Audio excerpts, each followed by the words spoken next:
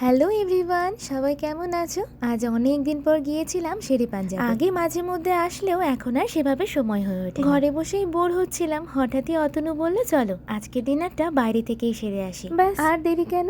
তারপর ঝটপট করে রেডি হয়ে বেরিয়ে পড়লাম আমাদের সেই পুরনো এবং প্রিয় ডেস্টিনেশন। আসা মাত্রই অর্ডার করে দিয়েছিলাম আমাদের এখানকার সব থেকে প্রিয় স্টার্টারগুলো, আফগানি চিকেন, ফ্রেঞ্চ ফ্রাই আর ফিশ ফিঙ্গার। তবে বাবানের স্টার্টারটা কিন্তু ও নিজে থেকেই অর্ডার করেছিল। আমি তো ভেবেছিলাম আমাদের থেকেই শেয়ার করবে, কিন্তু ওর আসার পর থেকে ইচ্ছে ছিল ও চাউমিন খাবে। কিছুতেই তাকে বোঝানো গেল না, নিজে নিজেই হাত দিয়ে খেতে শুরু করে দিল। তার আবার ফিডব্যাকও দিল, দারুণ খেতে। যদিও আমি ওকে বাইরের খাবার খুব একটা দিই না, এই মাঝে মধ্যে এরকম হয়ে যায় আর কি। জানো তো, এই ডিশটা প্রথমবার ট্রাই করলাম, তবে দারুণ লেগেছে। তোমরা যদি কখনো শেরে পাঞ্জাবে আসো, এইটা একবার ট্রাই করে দেখতে পারো। কর্নের একটা আইটেম ছিল, নামটা আমার ঠিকঠাক মনে নেই, যত সম্ভব ক্রিস্পি আমেরিকান। আর এই হলো আমাদের মোস্ট ইম্পর্টেন্ট জিনিস। বাবানকে নিয়ে যেখানেই যাই না কেন এইটা আমাকে সাথে রাখতেই হয়। যাই হোক, স্টার্টার আইটেম খেতে খেতেই পেট ভরে গিয়েছিল। ডিনার করবার মতো জায়গা একেবারেই ছিল না। তবে অতনুর একটা ফেভারিট ডিশ আছে, কড়াই মাটন। স্পেশালি সেটার জন্যই মেন কোর্সে যাওয়া আর কি। সাথে নিয়েছিলাম ডাল ফ্রাই আর ফ্রেঞ্চ ফ্রাই। বাবানের জন্যও নিয়েছিলাম,